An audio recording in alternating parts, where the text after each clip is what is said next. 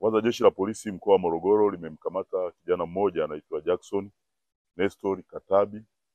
Yeye ana umri wa miaka 30, ni mkulima mkazi wa Kaporo, kwa kosa la au kwa tuhuma za kumuua mwenzie, ni kijana mwenzie George Magnus Kayega, miaka 30, mkulima na mkazi wa Kaporo.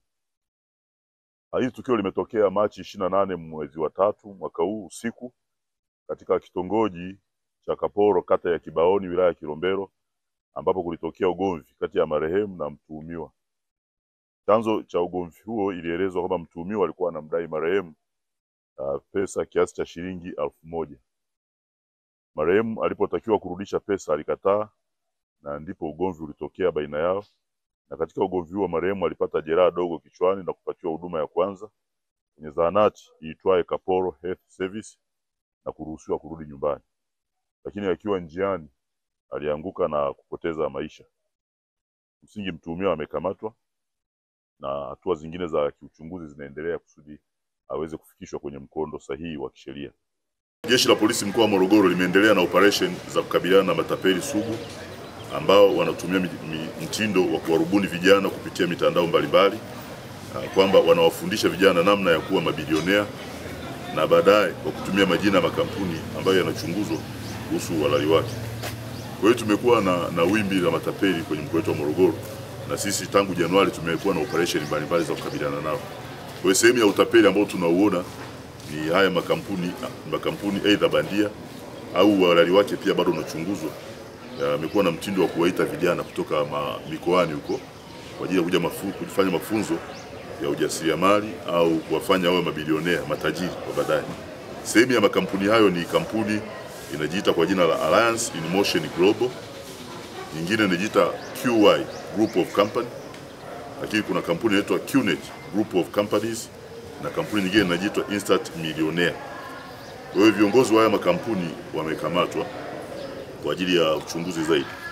Utaona vijana hawa wanashawishiwa kutoka kufika eneo watakaloelekezwa, ambapo ulipa ada ya shilingi kati ya $600,000 mpaka $1,000,000, na ukishapokelewa kwenye kambi ambazo zimeandaliwa, ambapo ni nyumba kubwa zenye uzio, ambapo si rahisi kuonekana na watu wengine, kisha kuanza kuwalazimisha au kuwashawishi wenzao, ambapo wavuta kwa maneno mazuri na kusafiri kufika kambini mkoa wa Morogoro.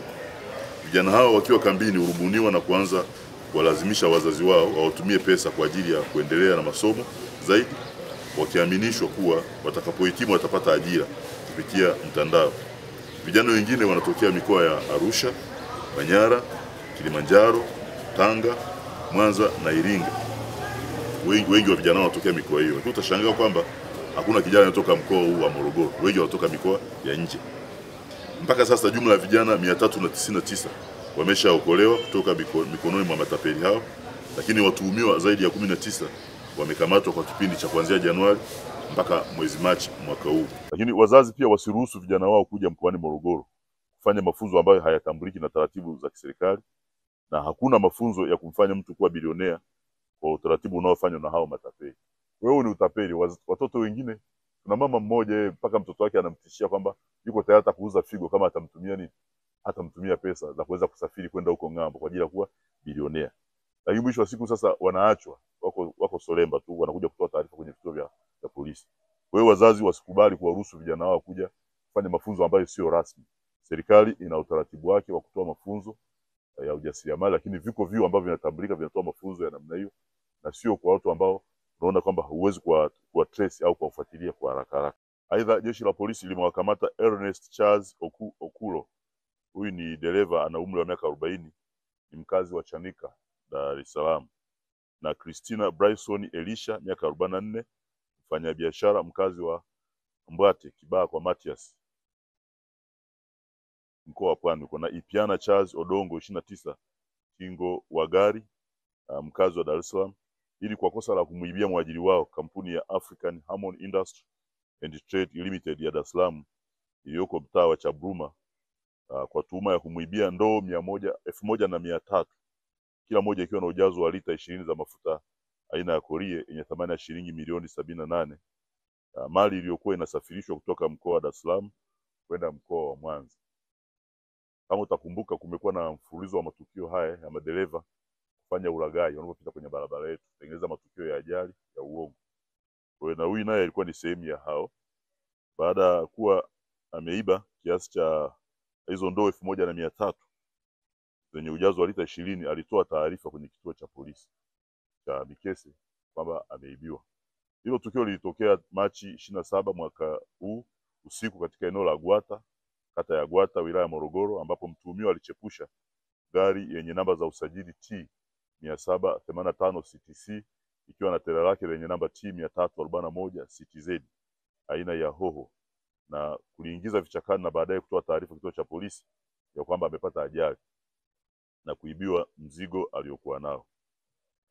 Kwa hiyo kama ilivyo kawaida, tukipewa taarifa hizi tunafika kwenye maeneo ya tukio kwa ajili ya kuchunguza na kufuatilia.